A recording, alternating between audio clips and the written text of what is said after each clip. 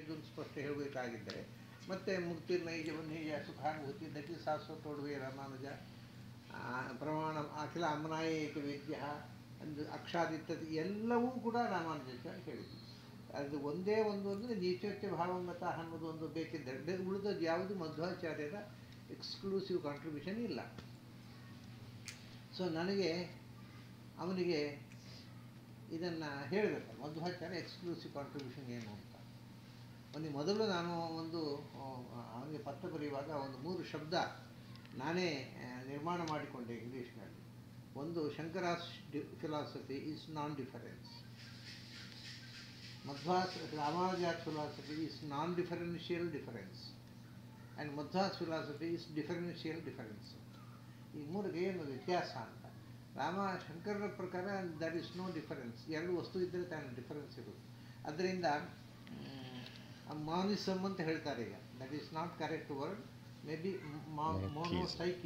ಮೊನೋಸೈಕಿಸಮ್ ಏಕಾತ್ಮವಾದ ಅಂತ ಹೇಳ್ಬೋದು ಅದನ್ನು. ಬಟ್ ಅದು ನಾನ್ ಡಿಫರೆನ್ಸ್. 2 ವಸ್ತುವೇ ಇಲ್ಲ. ವಸ್ತುತಃ ನೀವು ಸೂಕ್ಷ್ಮವಾಗಿ ನೋಡಿದರೆ ಶಂಕರರು ಆ ಕಡೆ ಬೌದ್ಧರು ಮತ್ತು ಈ ಕಡೆ ನಾಸ್ತಿಕರು ಇಬ್ಬರಿಗೂ ಭಾಳ ಹತ್ತಿರ ಆಗ್ತಾರೆ. ಯಾಕೆಂದರೆ ನನ್ನನ್ನು ಬಿಟ್ಟು ಬೇರೆ ದೇವರೇ ಇಲ್ಲ ಅಂತ ಹೇಳಿದವರು. ದೇವರು ಅಂತಂದರೆ ಅಹಂ ಬ್ರಹ್ಮಾಸ್ಮಿ, ಬೇರೆ ದೇವರನ್ನು ಅಸ್ತಿತ್ವ ಇಲ್ಲ ಅಂತ. ಒಂದು ದೃಷ್ಟಿಯಿಂದ ದೇವರನ್ನು ನಿರಾಕರಿಸಿದಾಗೆ ಅಂತತಃ ಅದು ವಿಶ್ವವೂ ಇಲ್ಲ ಅಂತ ಹೇಳಿದವರು. ರಾಮಾನುಜರು ವಿಶ್ವ ಇದೆ, ಎಲ್ಲವೂ ಸತ್ಯ, ಜೀವರು ಅನಂತ ಅಂತ ಹೇಳಿದರು. That is difference, but difference is non differential ಅಂತ. ಅಂದರೆ ಭೇದ ಇದೆ, ಈಗ ನಾವೆಲ್ಲರೂ ಭಿನ್ನರು, ಆದರೆ all are equal. So difference with equality is non differential difference. ಎಲ್ಲರೂ ಸಮಾನರು, ನಮ್ಮಲ್ಲಿ ಏನು ಅಂತರ ಇಲ್ಲ. ನಾವೆಲ್ಲರೂ ಕೂಡ ಸಮಾನವಾಗಿ ಮೋಕ್ಷಕ್ಕೆ ಹೋದಾಗ ಏಕ್ರಿ. ನಾವಷ್ಟೇ ಅಲ್ಲ, ದೇವರು ಮತ್ತು ನಾವು ಕೂಡ ಮೋಕ್ಷದಲ್ಲಿ ಒಂದೇ ರೀತಿ ಆನಂದ ಅಂತಂದು ರಾಮಾನುಜಾಚಾರ್ಯ. ದೆನ್ ಮಧ್ವಾಕ್ಕೆ there is difference, difference is also differential ಅಂತ ಹೇಳಿ. ಯಾಕೆಂದರೆ difference without equality, with no equality. And equality, no two things are equal in this creation, not even 2 leaves of a tree ಅಂದ್ರೆ ಮಧ್ವಾಚಾರ್ಯ. ಯಾವುದು ಕೂಡ 2 ಹೆಬ್ಬೆಟ್ಟು ಒಂದೇ ಥರದ್ದಿಲ್ಲ, 2 ಮರದ ಎಲೆ ಒಂದೇ ಥರದ್ದಿಲ್ಲ. ನೂರಾರು ಕೋಟಿ ಕೋಟಿ ಪರಮಾಣುಗಳಿವೆ, ಒಂದು ಇಲೆಕ್ಟ್ರಾನ್ ಅಂತ ಇನ್ನೊಂದು ಇಲೆಕ್ಟ್ರಾನ್ ಇಲ್ಲ, ಒಂದು ನ್ಯೂಟ್ರಾನ್ ಅಂತ ಒಂದು ನ್ಯೂಟ್ರಾನ್ ಇಲ್ಲ. ಸೊ ಎಲ್ಲವೂ ಭಿನ್ನ. ಸಿಮಿಲಾರಿಟಿಯಿಂದ ಭಗವಂತನ ಸೃಷ್ಟಿಯಲ್ಲಿ ಒಂದರಂತೆ ಒಂದನ್ನು ಅವನು ತನ್ನ ಸೃಷ್ಟಿಯನ್ನು ಕಾಪಿ ಮಾಡೋಲ್ಲ. ಸೊ ಇದು ಮಧ್ವಾಚಾರ್ಯರ ಸಿದ್ಧಾಂತ ಅಂತ ಅವನಿಗೆ ಕಳಿಸಿದೆ. ಅವನು ಆಮೇಲೆ ನಮ್ಮ ಹುಡುಗರೆಲ್ಲ ಒತ್ತಾಯ ಮಾಡಿದರು, ಒಂದು ನಮಗೊಂದು ಶ್ಲೋಕ ಬರ್ಕೊಡಿ ಮಧ್ವ ಸಿದ್ಧಾಂತದ ಬಗ್ಗೆ, ಏನು ಆಚಾರ್ಯರ ಎಕ್ಸ್ಕ್ಲೂಸಿವ್ ಕಾಂಟ್ರಿಬ್ಯೂಷನ್ ಏನು ಅನ್ನೋದ್ರ ಬಗ್ಗೆ ಒಂದು ಶ್ಲೋಕ. ನಮ್ಮ ಹುಡುಗರ ಒತ್ತಾಯಕ್ಕೆ ಬರೆದಿದ್ದೇನೆ, ವಿನಯ ಜನ ವಾಂಛಯ ಅಂತ. ವಿನಯ ಜನರು ಅಂದರೆ ನಮ್ಮ ಶಿಷ್ಯರು, ಅವರ ಅಪೇಕ್ಷೆಯ ಮೇರೆಗೆ ಈ ಪದ್ಯ ವರ್ತಿಸಿದ್ದೇನೆ ಅಂತ ಹೇಳ್ಕೊಂಡಿದ್ದೇನೆ. ಅದರಲ್ಲಿ ಏನು ಆಚಾರ್ಯದ್ದು ವಿಶೇಷ ಕಾಂಟ್ರಿಬ್ಯೂಷನ್ ಅಂದರೆ, ವಿಷ್ಣು ಸರ್ವೋತ್ತಮ ಅನ್ನೋದು ಆಚಾರ್ಯರ ಕಾಂಟ್ರಿಬ್ಯೂಷನ್ ಅಲ್ಲ. It is already accepted by Shankara, accepted by Ramanuja, perhaps almost by all the acharyas. Vishnu ಸರ್ವೋತ್ತಮ ಅನ್ನೋದನ್ನು ಯಾರು ಡಿಸ್ಪ್ಯೂಟ್ ಮಾಡಿಯೇ ಇಲ್ಲ. ಅನಂತರ ಲಿಂಗಾಯತರು ಮಾತ್ರ ಬಿಟ್ಟರೆ ಇನ್ಯಾರೂ ಡಿಸ್ಪ್ಯೂಟ್ ಮಾಡಲಿಲ್ಲ. ಶಂಕರಾಚಾರ್ಯರು ಕೂಡ ವಿಷ್ಣು ಸರ್ವೋತ್ತಮತ್ವವಾದಿ. ಅದರಿಂದ ವಿಷ್ಣು ಸರ್ವೋತ್ತಮ ಅನ್ನೋದು ಮಧ್ವಾಚಾರ್ಯರ ಸಿದ್ಧಾಂತದ ಕಾಂಟ್ರಿಬ್ಯೂಷನ್ ಆಗೋಲ್ಲ. ನಿಮಗೆ ಗೊತ್ತಿರ್ಬೋದು, ಶಂಕರಾಚಾರ್ಯರ ಗ್ರಂಥಗಳನ್ನು ಓದಿದರೆ ಅರ್ಥ ಆಗುತ್ತೆ. ಅವರು ಏಷತೆ ಆತ್ಮ ಅಂತರ್ಯಾಮಿ ಅಮೃತಃ ಅಂತ ಉಪನಿಷತ್ತು, ಅದು ಯಾವ ದೇವರ ಹೆಸರು ಇಲ್ಲ. ನಿನ್ನ ಅಂತರ್ಯಾಮಿ ನಿನ್ನೊಳಗೆ ಇದ್ದಾನೆ, ಎಲ್ಲದರ ಒಳಗೂ ಇದ್ದಾನೆ ಅಂತ. ಯಾವ ದೇವರು ಆಗ್ಬೋದಲ್ಲ, ಅದೇನು ದೇವರ ಹೆಸರಿಲ್ಲ. ಅಂದರೆ ಶಂಕರಾಚಾರ್ಯ ಬರೀತಾರೆ ಅಂತರ್ಯಾಮಿ ನಾರಾಯಣ ಇತ್ಯರ್ಥ. ಹೇಳಬೇಕಾದ್ದೇ ಅಗತ್ಯ ಇಲ್ಲ. ಅವರು ವೈಷ್ಣವ ರಾಜ್ಯದಲ್ಲಿ ಈ ಮಾತು ಹೇಳ್ತಿರಲಿಲ್ಲ. ಎಲ್ಲರೊಳಗೂ ಅಂತರ್ಯಾಮಿಯಾಗಿರುವುದು ನಾರಾಯಣ. ಆಮೇಲೆ ಅಷ್ಟೇ ಅಲ್ಲ, ಈಶ್ವರ ಸರ್ವಭೂತಾನಾಂ ಹೃದಯೇಶೇರ್ಜುನ ತಿಷ್ಠತಿ ಅಂತ ಗೀತೆಯಲ್ಲಿದೆ. ಎಲ್ಲರ ಒಳಗೆ ಈಶ್ವರ ಇದ್ದಾನೆ ಅಂತ. ಅಲ್ಲಿ ಅದು ಈಶ್ವರ ಶಿವ ಅಂತ ಬರಿಬೋದಲ್ಲ, ಸ್ಪಷ್ಟ ಶಬ್ದ ಇದೆ ಶಿವ ಅಂತ. ಈಶ್ವರ ಈಶನ ಶಿರ ನಾರಾಯಣ ಇತ್ಯರ್ಥ. ಆದರೆ ಈಶ್ವರ ಅಂದರೆ ನಾರಾಯಣ ಹೊರತು ಶಿವ ಅಲ್ಲ ಅಂತ ಬರೀತಾರೆ. ಇದು ಶಂಕರಾಚಾರ್ಯ ವಾಕ್ಯ. ಹಾಗಾಗಿ ಅವರು ಕಟ್ಟ ವೈಷ್ಣವರು.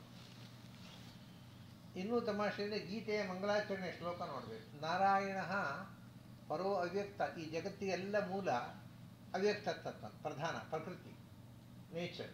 ಅದಕ್ಕಿಂತಲೂ ಆಚೆಗಿರುವವ ನಾರಾಯಣ. ಈ ಬ್ರಹ್ಮಾಂಡ ಅನ್ನೋದು ಅವ್ಯಕ್ತದಿಂದ ಹುಟ್ಟಿದ್ದು.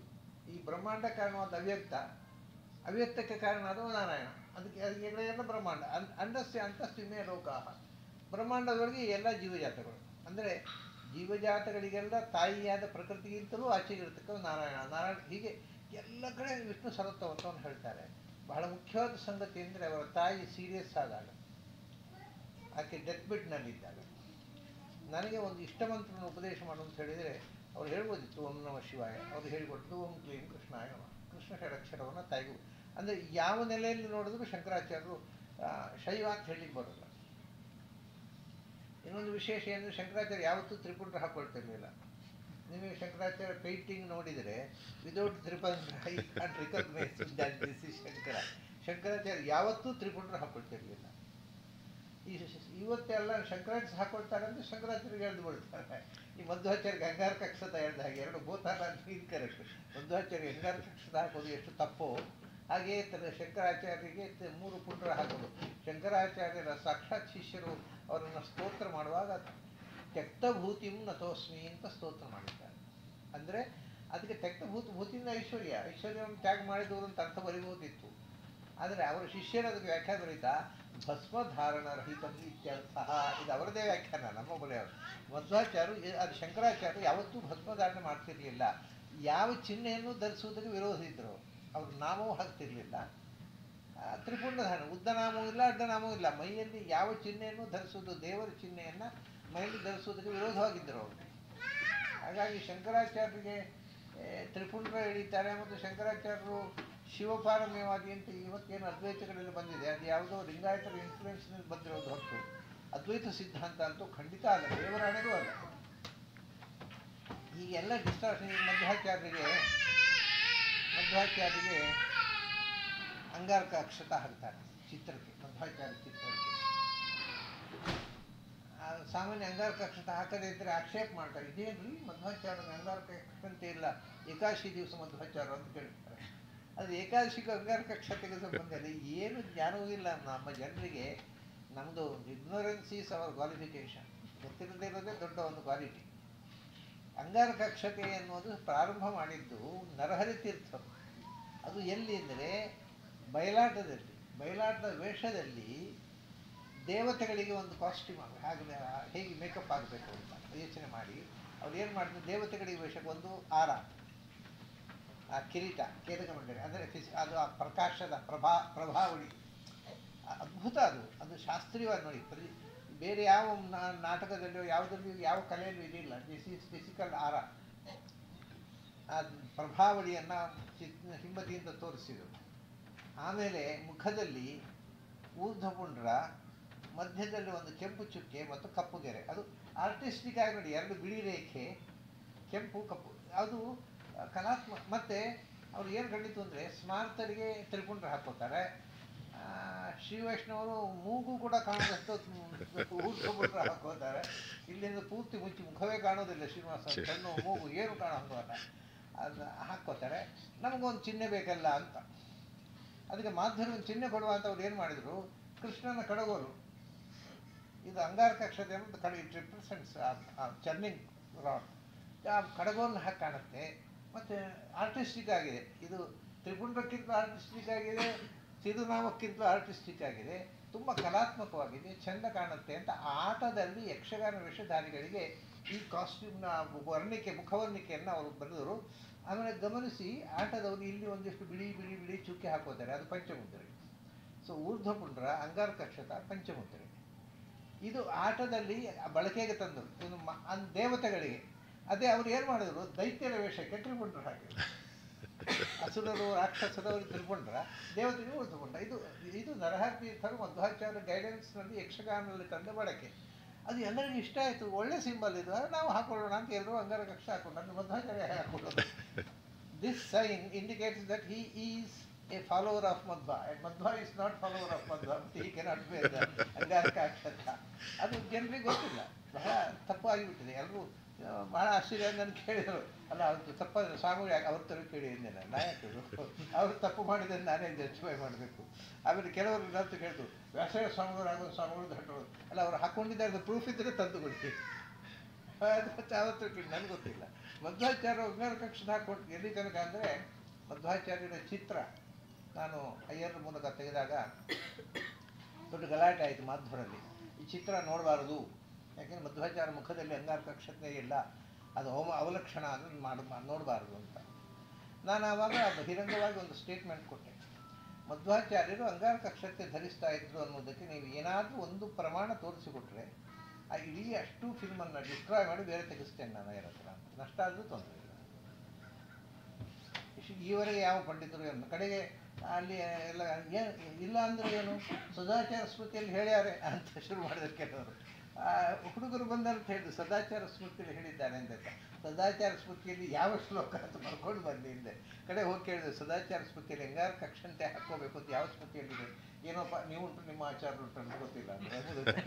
ಸದಾಚಾರ ಸ್ಮೃತಿಯಲ್ಲಿ ಆ ಶ್ಲೋಕವೇ ಇಲ್ಲ, ಬರೇ ಬುರುಡೆ ಬಿಡ್ತಾರೆ ಪಂಡಿತರು. ಸುಮ್ಮನೆ ಅನಾವಶ್ಯಕವಾಗಿ ಸುಳ್ಳು ಹೇಳಿ ಜನರನ್ನು ಮೋಸ ಮಾಡ್ತಾರೆ. ಮಧ್ವಾಚಾರ್ಯ ಅಂಗಾರಕ ಅಕ್ಷತೆ ಹಾಕೊಳ್ಳಿ ಅಂತ ಹೇಳಲೇ ಇಲ್ಲ. ಮತ್ತು ಏಕಾದಶಿ ದಿವಸ ಯಾಕೆ ಅಂಗಾರಕ ಅಕ್ಷತೆ ಯಾಕೋತಂತ ಹಾಕೊಳ್ಳೋದು? ಶಾಸ್ತ್ರದ ಅಕ್ಷತೆ ಉಂಟಲ್ವ, ಇದೀಗ ಅಕ್ಷತೆ ಅಂತ ಹೆಸರೇ ಇಲ್ಲ ಸಂಸ್ಕೃತದಲ್ಲಿ, ಇದ್ದರೆ ಅಲ್ವ ಅಕ್ಷತೆ ಹಾಕೊಳ್ಬೇಕು. ವಿಧಿ ಅಕ್ಷತೆ ಅಂದರೆ ಸಂಸ್ಕೃತ ಅಕ್ಕಿ ಕಾಳು, ಈ ತಿಲಕ ಅಂತ ಹೇಳಿಸಿದೆ ಇದಕ್ಕೆ. ಅದನ್ನ ಅಕ್ಷತೆ ಹಾಕೋಬೇಕು ಅಂತ ಪ್ರಮಾಣ ಇರಲಿ ಸಾಧ್ಯವೇ ಇಲ್ಲ. ಈ ತಿಲಕ ಯಾಕೆ ಹಾಕೋಬೇಕು ಅಂದರೆ ಚಂದಕ್ಕೋಸ್ಕರ ಹಾಕೋಬೇಕು ಅಂತ ಹೇಳಿದರು. ವಿಧಿಯಲ್ಲ, it is not a ritual, part of ritual. ಆ ತಿಲಕ ಧಾರಣೆ ಮಾಡೋದು ಚಂದಕ್ಕೋಸ್ಕರ. ಹಿಂದಿನ ಕಾಲದಲ್ಲಿ ಏನಿತ್ತು ಅಂದರೆ ಮದುವೆ ಆಗುವ ಮುಂಚೆ ಹೆಣ್ಮಕ್ಕಳು ತಿಲಕ ಧಾರಣೆ ಮಾಡಬಾರದು. ಮದುವೆ ದಿವಸ ಗಂಡ ಕುಂಕುಮ ಹಚ್ಚಬೇಕು, ಅಲ್ಲಿಂದ ಅವರಿಗೆ ತಿಲಕ. ಅದಕ್ಕಿಂತ ಮುಂಚೆ ಸುಮ್ಮನೆ ಬೊಟ್ಟು ಏನಾದರೂ ನೀವು ಅಲಂಕಾರಕ್ಕೋಸ್ಕರ ಏನೋ ಇಟ್ಕೊಳ್ಳಿ, ಅದಕ್ಕೆ ಹೆಸರು ತಿಲಕ ಅಂತಲ್ಲ, ಲಲಾಟಿಕ ಅಂತ, ಹಣೆ ಬೊಟ್ಟು ಅಂತ. ಮದುವೆ ತನಕ ಹೆಣ್ಮಕ್ಳು ಕುಂಕುಮ ಹಚ್ಚಿಕೊಳ್ಳೋ ಹಾಗಿಲ್ಲ. ಮದುವೆ ಗಂಡನನ್ನು ಕಳ್ಕೊಂಡು ಬಂದು ಹಚ್ಚಿಕೊಳ್ಳೋ, ಯಾಕಂದರೆ ಗಂಡ ಹಚ್ಚಿದ್ದರು. ಸೊ ಇಷ್ಟೇ ಗಂಡನಿಗೂ ಹೆಂಡತಿಗೂ ಸಂಬಂಧತ್ವವನ್ನು ಎಸ್ಟಾಬ್ಲಿಷ್ ಮಾಡ್ತಕ್ಕಂಥ ಒಂದು ಸಿಂಬಲ್ ಇದು, ಒಂದು ಕರಿಮಣಿ ಅಷ್ಟೇ. ಅದನ್ನು ಸಾಮಾನ್ಯವಾಗಿ ಗಂಡನನ್ನು ಕಳ್ಕೊಂಡವರು ಅದನ್ನು ಬಿಸಾಡ್ತಿದ್ರು ಅಷ್ಟೇ. ಕುಂಕುಮ ಮತ್ತು ಕರಿಮಣಿ ತಲೆ ಕೂದಲು ಗಂಡ ಕೊಟ್ಟದ್ದಲ್ಲ, ಅದು ಯಾಕೆ ಕಟ್ ಮಾಡಬೇಕು? ಅದು ದೇವರು ಕೊಟ್ಟದ್ದು, ಅದನ್ನು ಯಾಕೆ ಕಟ್ ಮಾಡಬೇಕು? ಅದೇ ಅರ್ಥ ಇಲ್ಲದ ಹುಚ್ಚು ಹುಚ್ಚು ಸಂಪ್ರದಾಯಗಳೆಲ್ಲ. ಹಾಗೆ ಇದು ಬಹಳ ಅರ್ಥಪೂರ್ಣವಾಗೈತಿ. ಹಿಂದೆ ಕುಂಕುಮ ತಿಲಕ, ತಿಲಕ ಅಂದರೆ ಹಣೆಬೊಟ್ಟು ಒಂದು ಅಲಂಕಾರಕ್ಕೋಸ್ಕರ ಮಕ್ಕಳು ಹಾಕ್ಕೊಳ್ಳೋದು. ಹಾಗೆ ಗೃಹಸ್ಥರು ಅಲಂಕಾರಕ್ಕೋಸ್ಕರ ಹಾಕ್ಕೊಳ್ತಿದ್ರು. ಆ ಅಲಂಕಾರ ದ್ರವ್ಯಕ್ಕೆ ಒಂದು ಅಂಗಾರಕ ಸೇರಿಸಿ ಅದೊಂದು ಸಿಂಬಲ್ ಮಾಡಿದ್ರು, ಮಾಧ್ವ ಸಿಂಬಲ್ ಅಷ್ಟೇ, ನರಹಟ್ಟಿತ್ತು. ಮತ್ತು ಅದಕ್ಕೆ ಯಾವ ವಿಧಿಯಿಲ್ಲ ಹಾಕ್ಕೊಳ್ಬೇಕು ಅನ್ನೋದಕ್ಕೆ, ಅಲಂಕಾರಕ್ಕೋಸ್ಕರ ಹಾಕ್ಕೊಳ್ಳೋದು. ಏಕಾದಶಿ ದಿವಸ ಅಲಂಕಾರ ಮಾಡ್ಕೋಬಾರದು, ಹೂ ಮುಡ್ಕೋಬಾರದು, ದೇವರಿಗೆ ಹೂ ಪ್ರಾಣ ದೇವರಿಗೆ ಹೂ ಇಡಬಾರದು, ಅಲಂಕಾರಕ ಅಕ್ಷತೆ ಹಾಕೋ. ಅಂದರೆ ಇದು ಅಲಂಕಾರ ದ್ರವ್ಯ ಅಂತ ಬಂದದ್ದು ಹೊರತು ಉಪವಾಸಕ್ಕೂ ಊಟಕ್ಕೂ. ನೀವು ಬೆಂಗಳೂರಿಗೆ ಹೋಗಿ ಊಟ ಕೂತ್ಕೊಳ್ಳುವಾಗ ಹಸ್ತೋದು ಮಾಡುವಾಗ ಅಂಗಾರಕ ಅಕ್ಷತೆ ಹಾಕ್ಕೊಳ್ಳಿದ್ರಿ ನೀವು ಯಾಕೆ? ಎಷ್ಟು ದಡ್ಡಲಿದ್ದಾರೆ ನಮ್ಮ ಜನ ಅಂದರೆ, ಅಂಗಾರಕ ಅಕ್ಷತೆ ಇಸ್ ಕನೆಕ್ಟೆಡ್ ವಿತ್ ಊಟ. ಅವರಿಗೆ ಬೇರೆ ವಿಷಯವೇ ಗೊತ್ತಿಲ್ಲ, ಭಯಾನಕ ಮಂದಿ. ಹಾಗೆ ಆಚಾರ್ಯರು ಅದನ್ನು ಹೇಳಲಿಲ್ಲ. ಹಾಗಾಗಿ ನಮ್ಮ ಹುಡುಗರು ಕೇಳಿದರು, ಆಚಾರ್ಯರ ಎಕ್ಸ್ಕ್ಲೂಸಿವ್ ಕಾಂಟ್ರಿಬ್ಯೂಷನ್ ಏನು ಅನ್ನೋದು ನಮ್ಮ ಒಂದು 2 ಶ್ಲೋಕದಲ್ಲಿ ಬರ್ಕೊಡಿ. 2 ಶ್ಲೋಕ ಅಂತ ಹೇಳಲಿಲ್ಲ ಅವರು, ನಮ್ಮ ಒಂದು ಬರ್ಕೊಡಿ ಅಂತ. ಅದು ಒಂದು ಶ್ಲೋಕದಲ್ಲಿ ಹೇಳಲಿಕ್ಕೆ ಆಗೋಲ್ಲ, ನಾನು ಅದಕ್ಕೆ 2 ಶ್ಲೋಕ ಮಾಡಿದೆ. ಆಚಾರ್ಯರ ಎಕ್ಸ್ಕ್ಲೂಸಿವ್ ಕಾಂಟ್ರಿಬ್ಯೂಷನ್ ಒಂದು ಏನು ಅಂದರೆ, ಜಗತ್ತಿನ ಅದು ಆತನಿಗ ಯಾರೂ ಹೇಳಲಿಲ್ಲ, ಜಗತ್ತಿನಲ್ಲಿ ಎಷ್ಟು ಶಬ್ದಗಳಿವೆ ಅದು ಎಲ್ಲವೂ ದೇವರ ಹೆಸರು. Every name, every word, every sound in the creature is an epithet of god. ಎಲ್ಲವೂ ಶಬ್ದ ಮಾತ್ರ ಅಷ್ಟೇ ಅಲ್ಲ, ಸದ್ದು ಕೂಡ, ಶಬ್ದ ಧ್ವನಿ, ಪಕ್ಷಿಗಳ ಧ್ವನಿ, ಪ್ರಾಣಿಗಳ ಧ್ವನಿ, ಸಮುದ್ರದ ಮೊರೆತ, every sound in the nature is an epithet of god ಅಂತ. ಅದು ಮಧ್ವಾಚಾರ್ಯರು ಮೊಟ್ಟಮೊದಲು ಹೇಳಿದ ಅತ್ಯಂತ ಮಹಾ ಅದ್ಭುತವಾದಂಥ, ಏನು ಶಬ್ದ ಕೇಳಿದರೂ ದೇವರು ನೆನಪು ಬರಬೇಕು ನನಗೆ ಎಂದರು. ಬಹಳ ಅದ್ಭುತವಾದ ಫಿಲಾಸಫಿ ಅದು. ಅದನ್ನು ಯಾವ ಶ್ಲೋಕಗಳವರು ಹೇಳಲಿಲ್ಲ, ಎಕ್ಸ್ಕ್ಲೂಸಿವ್ ಕಾಂಟ್ರಿಬ್ಯೂಷನ್ ಅಂತ. ಅದನ್ನು ಅಖಿಲ ಪದ ಗದಿತ ಅಂತ ನಾನು ಅದನ್ನು ಮೊದಲು ಸೇರಿಸಿದೆ. ಸರ್ವಶಬ್ದ ವಾಚ್ಯ ದೇವರು ಎಷ್ಟು ಅದ್ಭುತ ಅಂದರೆ ನೋಡಿ, ಅವರು ಅದನ್ನು ನಮಗೆ ಮನಸ್ಸಿಗೆ ಬರುವಾಗ ಹೇಳ್ತಾರೆ. ಎಲ್ಲ ಪ್ರಾಣಿಗಳು ದೇವರ ಹೆಸರು, ಪ್ರಾಣಿಗಳ ಕೂಗು ಕೂಡ, ಎಲ್ಲ ಶಬ್ದಗಳು ದೇವರ ಹೆಸರು ಅನ್ನೋದಾದರೂ ನಾವು ಅರ್ಥ ಮಾಡ್ಕೋಬಹುದು. ಯಾಕೆಂದರೆ ಶಬ್ದಕ್ಕೆ, ಭಾಷಾಶಾಸ್ತ್ರದ ಪ್ರಕಾರವೂ ಇದು ಕರೆಕ್ಟ್. ಒಂದು ಶಬ್ದವನ್ನು ಹೇಳ್ತೇವೆ ನಾವು, ಆ ಶಬ್ದಕ್ಕೆ ಅರ್ಥ ಏನು ಅಂದರೆ ಎಕ್ಸ್ಟರ್ನಲ್ ಫಾರ್ಮ್ ಅಲ್ಲ, ಎಕ್ಸ್ಟರ್ನಲ್ ಫಾರ್ಮನ್ನು ತೋರಿಸುವುದಷ್ಟೇ ನಾವು. ಆದರೆ ಈಗ ಒಂದು ವ್ಯಕ್ತಿಯ ಹೆಸರು ಹೇಳ್ತೇವೆ, ಇವನು ಇಂಥವರು ಅಂತ ತೋರಿಸುವುದವರ coat. coat is not the person, and within the coat the skin is not the person, the bone is not the person, the flesh is not the person, the innermost spirit is the person. ಹಾಗಾದರೆ ಒಳಗಿರತಕ್ಕಂಥ ಸ್ಪಿರಿಟನ್ನು ಹೇಳೋದು, ಹೊರಗಿನ outer skirt ಅದು ಸುಮ್ಮನೆ shape. Form is not the meaning, the essence is the meaning. Form ಸುಮ್ಮನೆ ಇದೆ ಹೊರಗೆ, ಅದು ತೆಗೆದುಬಿಟ್ರೆ ಆ ಒಳಗಿನ ಎಸೆನ್ಸ್ ಹೋಗಿಬಿಟ್ರೆ ಆ ಹೆಸರು ಏನು ನೋಡಿ, ಆ ಫಾರ್ಮ್ ಇರುತ್ತೆ ಡೆಡ್ ಬಾಡಿಯಲ್ಲಿ. ಆದ್ದರಿಂದ ಎಲ್ಲ ಶಬ್ದಗಳಿಗೆ, ಅದು ತೆಂಗಿನಕಾಯಿ, ನಾನು ಸಿನಿಮಾದಲ್ಲಿ ಈ ಸಿಂಬಲ್ ಉಪಯೋಗಿಸಿದೆ. ತೆಂಗಿನಕಾಯಿ ಸಿಪ್ಪೆ ಸಮೇತ ಇದ್ದಾಗಲೂ ಕೂಡ ಇದನ್ನು ತೆಂಗಿನಕಾಯಿ ಅಂತೇವೆ. ಆ ಸಿಪ್ಪೆ ತೆಗೆದು ಬಿಸಾಡಿದ ಮೇಲೆ ಅದೇನು ಅಂದರೆ ಅದು ತೆಂಗಿನಕಾಯಿ ಸಿಪ್ಪೆ, ಮತ್ತು ಇದು ತೆಂಗಿನಕಾಯಿ, ಇದು ಗೆರಟೆ ತೆಗೆದು ಬಿಸಾಡಿದ್ರೆ ಒಳಗಿನ ತಿರುಳು. ಸೊ ಒಳಗಿನ ತಿರುಳನ್ನು ತೋರಿಸ್ಲಿಕ್ಕೆ ಆಗೋದಿಲ್ಲ, ಹೊರಗಿನ ಔಟರ್ ಫಾರ್ಮನ್ನು ತೋರಿಸ್ತೇವೆ. But the meaning is inner essence, and god is the innermost essence of everything. So god must be the meaning of every word. ಹಾಗಾಗಿ ಅದು ಭಾಷಾಶಾಸ್ತ್ರದ ಪ್ರಕಾರ ಸಹಜವಾದ ಥಿಯೋರಿ ಒಂದು. ಇನ್ನೊಂದು ಏನು ಅಂತಂದರೆ 51 ಅಕ್ಷರಗಳಿರುವುದು ಸಂಸ್ಕೃತದಲ್ಲಿ. ಮತ್ತು ನಮ್ಮ ಎಲ್ಲ ಭಾಷೆಗಳಲ್ಲೂ, ತಮಿಳ್ ಬಿಟ್ಟು ಭಾರತದ ಎಲ್ಲ ಭಾಷೆಗಳು, ತಮಿಳರಿಗೆ ಅವರಿಗೆ ಎಲ್ಲ ನುಂಗಿಬಿಡ್ತಾರೆ ಅವರು.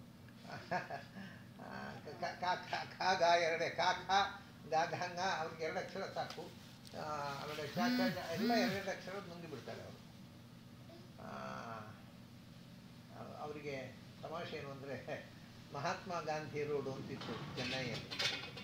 ಮಹಾತ್ಮ ಗಾಂಧಿ ರೋಡು ಅಂತಂದರೆ ಅದು ಸಂಸ್ಕೃತ ಶಬ್ದ ಆಯಿತು, Mahatma. It should not be use ಶುರು ಆಯಿತು ಅವರಿಗೆ, ತಮಿಳಿಗೆ ತಲೆಗೆ ಬಂತು. ಕರುಣಾನಿಧಿಗೆ ಅವನ ಹೆಸರೇ ಸಂಸ್ಕೃತ, ಕರುಣಾನಿಧಿ. ಗೊತ್ತಿಲ್ಲ ಅಂತ ಪಾಪ, ಅದು ಯಾವ ಭಾಷೆ ಅಂತ ಗೊತ್ತಿಲ್ಲ ಅವರಿಗೆ. ಆಮೇಲೆ ಆಕಾಶವಾಣಿ ತಿರಬಾರ್ದು ಅಂತ ವಾನುಲಿ ನಿಲಯಂ ತಿಟ್ಟ, ನಿಲಯಂ ವಿಶೇಷ ಸಂಸ್ಕೃತ, ಅದು ಗೊತ್ತಿಲ್ಲ ಅವರಿಗೆ. ಇಷ್ಟು ಪೆದ್ದರು ಇರ್ತಾರೆ ನಮ್ಮ ರಾಜಕಾರಣಿಗಳು ಅಂದರೆ.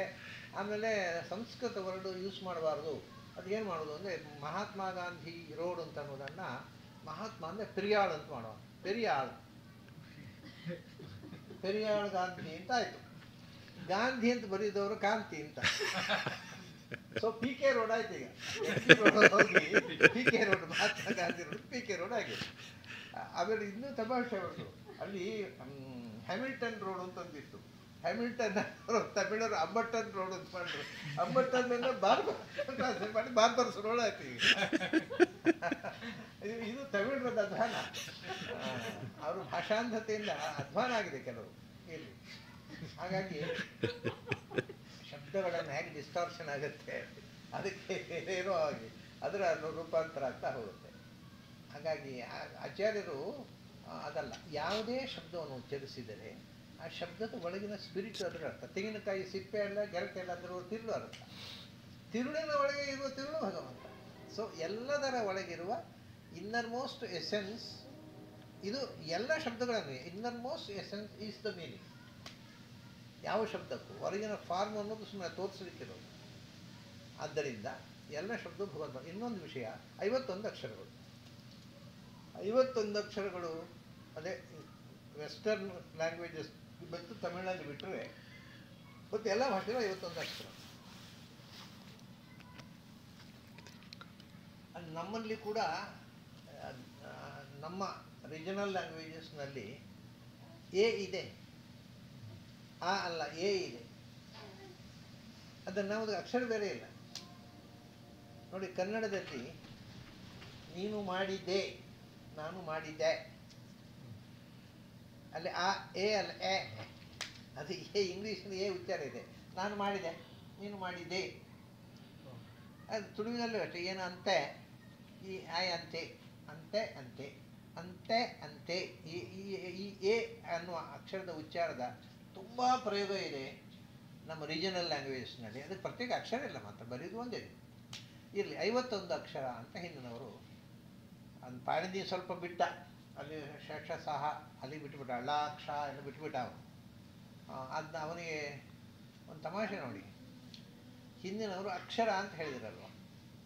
ಅಕ್ಷರ ಅಂದರೆ ಆ ಟು ಕ್ಷ, ಅದು ಅಕ್ಷರ. ಆದಿಂದ ಕ್ಷ ತನಕ ಇರೋದು. ಅದನ್ನು ಳಾಕ್ಷ ತೆಗೆದುಬಿಟ್ರೆ ಅವನಿಗೆ ಯಾರಾಳವ ಶೇಷ ಸಹ ಅಹರ ಅಷ್ಟೇ, ಅಕ್ಷರ ಇಲ್ಲ. ನಮ್ಮಲ್ಲಿ ಸಹ ಯಾರಾಳವ ಶೇಷ ಸಹ ಳಾಕ್ಷ ಜ್ಞ, ಅಜ್ಞರ. ನಮ್ಮ ಅಕ್ಷರ ಮಾಲಿಕೆ ಅಜ್ಞರ ಅಂತ ಹೇಳಬೇಕು, ಅಕ್ಷರ ಅಲ್ಲ. ಸೊ ಪರ್ಫೆಕ್ಟ್ಲಿ ತಂತ್ರಶಾಸ್ತ್ರ ಆಗಮ ಪ್ರಕಾರ ಆದಿಂದ ಕ್ಷಾದ ತನಕ ಅಕ್ಷರ 51 ಅಕ್ಷರಗಳು. ಆ 51 ಅಕ್ಷರಗಳಿಂದ ವಾಚ್ಯವಾದ ಭಗವಂತನ ರೂಪ ಇದೆ. ಆ ಅಂದರೆ ಅಜ, ಆ ಅಂದರೆ ಆನಂದ, ಅದು ಅಬ್ರಿವಿಯೇಷನ್. ಇಡೀ Sanskrit it is a language of abbreviations. ಅದನ್ನು ಪ್ರಾಯ ಅದರಿಂದ ಕದ್ದು ಇಂಗ್ಲೀಷ್ನಲ್ಲಿ ಅಬ್ರಿವಿಯೇಷನ್ಸ್ ಬಂದಿದೆ, ಕೆಲವು. The entire language is abbreviational. So ಆ ಅಂದರೆ ಅಜ, ಆ ಅಂದರೆ ಆನಂದ, ಈ ಅಂದರೆ ಇಂದ್ರ, ಈ ಅಂದರೆ ಈಶ, ಹೀಗೆ ಅಬ್ರಿವಿಯೇಷನ್ ಮಾಡಿಕೊಂಡು 51 ಅಕ್ಷರಗಳು 51 ಭಗವಂತನ ರೂಪಗಳನ್ನ ಹೇಳುತ್ತೆ. ಇಡೀ ವಾಂಗ್ಮಯದಲ್ಲಿ ಸಂಸ್ಕೃತದಲ್ಲಿ ನೀವು ಯಾವುದೇ ಶಬ್ದ ಮಾಡಿ ಈ 51 ಅಕ್ಷರದಿಂದ ಆಗೋದಲ್ವ. 51 ಅಕ್ಷರ ಅಂದರೆ 52ನೇ ಅಕ್ಷರ ಇಲ್ಲ. ಹಾಗಾದರೆ 51 ರೂಪಗಳಲ್ಲಿ ಒಂದು ರೂಪವನ್ನು ಹೇಳುತ್ತೆ. ಸೊ ಎಲ್ಲ ಶಬ್ದಗಳು ಒಂದೊಂದು ಅಕ್ಷರವೂ ಕೂಡ ಭಗವಂತನ ನಾಮ ಆಗೋಯ್ತಲ್ಲಿ. ಈ ದೃಷ್ಟಿಯಿಂದಲೂ ಭಗವಂತನ ನಾಮ. ಅದೇ ವರಾಹ ಪುರಾಣದಲ್ಲಿ ಹೇಳ್ತಾರೆ, ನಾವು ಋಗ್ವೇದವನ್ನೊಮ್ಮೆ ಪಾರಾಯಣ ಮಾಡಿದರೆ ಏನು ವಿಶೇಷ.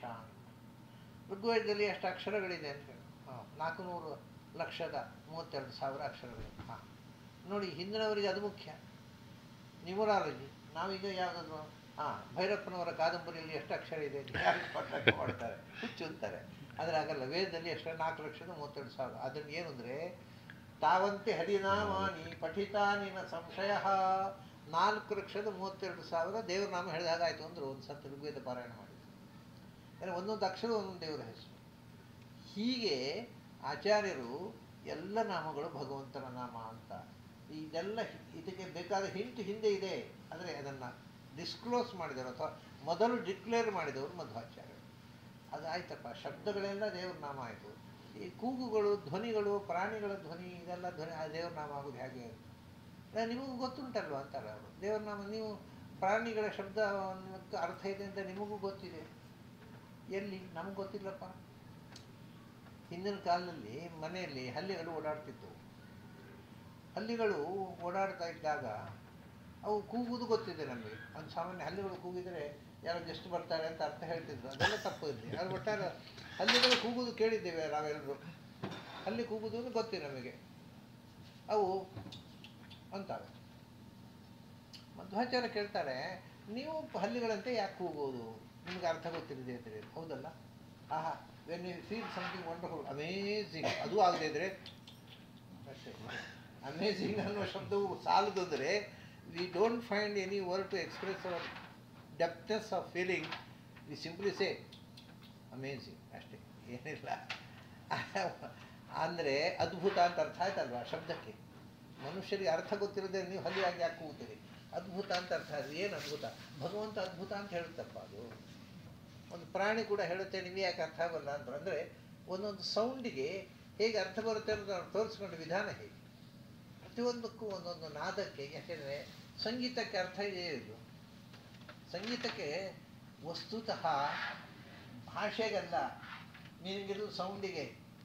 ನಾವು ಯಾವ ಸೌಂಡನ್ನು ಅಪ್ಲೈ ಮಾಡಿದೆ, ಸುಮ್ಮನೆ ಕೈಗಟ್ಟಿಕೊಂಡು ಮನೆಯಲ್ಲಿ ಅಪ್ಪ ಬರ್ಕೊಟ್ಟು ಉಪನ್ಯಾಸವನ್ನು ಹೈಸ್ಕೂಲ್ನ ವಿದ್ಯಾರ್ಥಿಗಳು ಶಾಲೆಯನ್ನು ಹೇಳಿದಾಗ ಹೇಳಿದ್ರೆ ಅದಕ್ಕೆ ಅರ್ಥವೇ ಆಗೋದಿಲ್ಲ.